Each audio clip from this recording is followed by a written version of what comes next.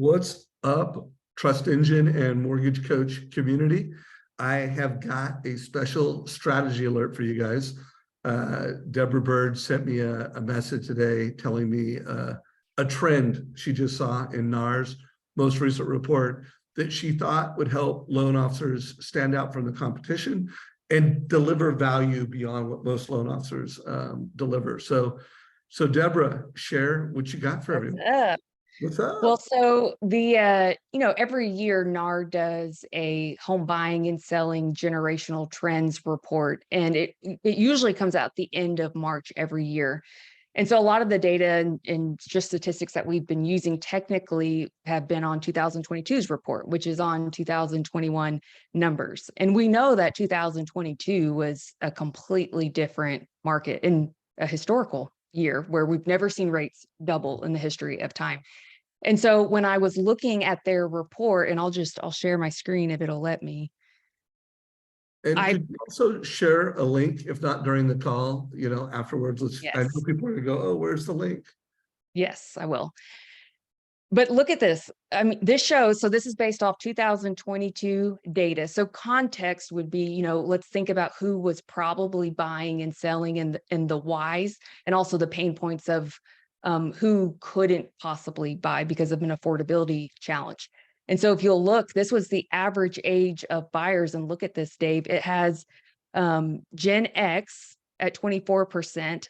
And then you have young boomers and older boomers making up the largest portion, where, the year before it was more millennials. And we've done a lot of, talks. And I even talked about this at the Modern Mortgage Summit, that, maybe there needs to be a generational shift with our messaging and our content that we create to be geared more towards millennials, which I still think we need to nurture that. But when you look at the data of who's actually buying and selling, it's the boomers. And, the statistic that I read, and it's all within this report, but I want to say it's 62% of the market buying were older than age 42. They were typically married, and they had at least one kid living at home.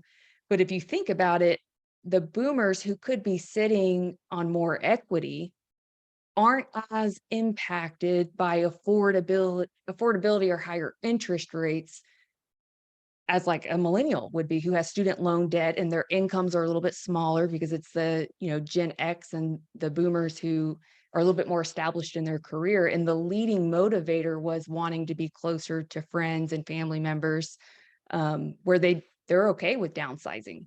So I just thought that was a really interesting statistic that also made me think of Sales Boomerang with the equity alerts of, how powerful would this be if you're meeting with an agent that either you're trying to court or it's a current partner that's like, hey, we leverage borrower intelligence so that we are going to the point of sale before there may even be an opportunity that they have vocalized, because we have equity alerts that say, on average, people who've been in their home 9 years are sitting on this number, and they're more willing to sell and then buy.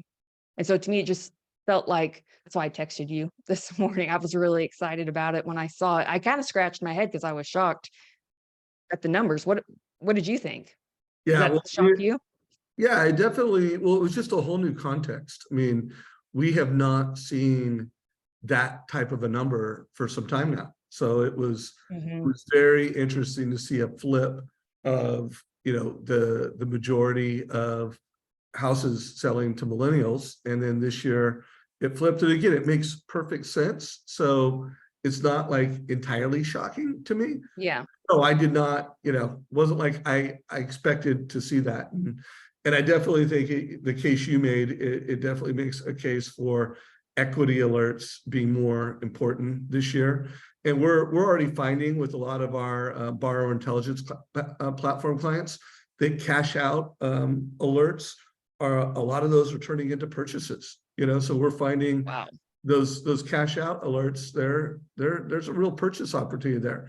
And for anyone who doesn't know what we're talking about, I just want to shine a light on, like, a cash out alert looks like this. It's like, it knows the debt, it knows the range of FICO score, home value, how much equity, how much of that equity is tappable. And let's face it, when someone has a lot of debt and they have tappable equity, reorganizing that debt can be done through a transaction, a mortgage loan, and it can also be done towards buying a new home, moving up, moving down. And sometimes it's easier to get access to more of that equity when you sell the home and you buy another one. Because the parameters to get a cash out refi, they're tight. And then I want to remind y'all, like, equity alerts have never been more valuable. At least that's what I would get from you. I mean, would you agree with that? Yeah. Yeah. And it's also just an opportunity for branding and positioning. I mean, obviously, this is largely how we built even the Mortgage Nerd brand, is we would host agent masterminds every month. And this was like old school days. We would print out the TCAs and have it laid out for the agents. But from a branding and positioning standpoint of how you're unique, how you're different, how you truly help your partners grow their business and make more commissions, which is what they care about. It's, AI is very, it's a hot word at the moment. And when you can have AI and borrower intelligence that can synthesize large pieces of data and come to you with which opportunities are, hottest on the list, think of what that could do for an agent who just every day may be thinking, I'm going to have to door knock or cold call to try to get business. It's like, what if we download your database? I don't care if I was the lender on it or not. Let's put it in my borrower intelligence system so that it's constantly synthesizing data to let us know where the opportunities are. Because sometimes that's even before the client knows that there's an opportunity. You know what I mean? I do. And the thing I love about this is you're bringing an insight. So first of all, it was surprising to Deborah. I think it's going to be surprising to agents. I do think most agents now know that 63% of mortgages start with 2% or 3%. But anytime you can bring these kinds of insights, and then you could tell them, and you know what, I am uniquely positioned to help you optimize this marketplace. Like, without me, this is what your database looks like, realtor. With me, I'm getting these equity alerts. I'm getting these life alerts. I know when someone double apps me, so you're getting these, and then these listing alerts, guys. These are valuable because every time you get one of these listing alerts, you should be creating a total cost analysis to take to that listing agent to show them affordability strategies. And you should also be creating a TCA to take to that seller to say, hey, I got you. I'm going to help you. Deborah, I know you haven't watched this yet, but I also want to remind everybody while we're doing this, check out this video that hit our YouTube channel last week, where Tim shares specific scripts on how to help agents get listings. I think, anyways, I love that you reached out to me. I think this hopefully will help more of you mortgage coaches understand there's a new level of value with equity watches. Yeah, I mean, I would take, and I put the link in the chat, so, we'll make sure everybody has that, but this is every year they come out with this data, and it's pretty extensive. Like, it goes into how people found their real estate agent, how long did they answer that they expect to be in this home, what were the top motivators, and it segments it for each demographic. So this just helps you and your partners get more intentional with your word choice. And even like if you're making graphic designs, like maybe you should include some boomers in your graphic designs and not just the single female millennial knowing this data. So it's just being intentional with the numbers and attracting the right types of clients that are most likely going to move. But your agents don't know if you don't share it.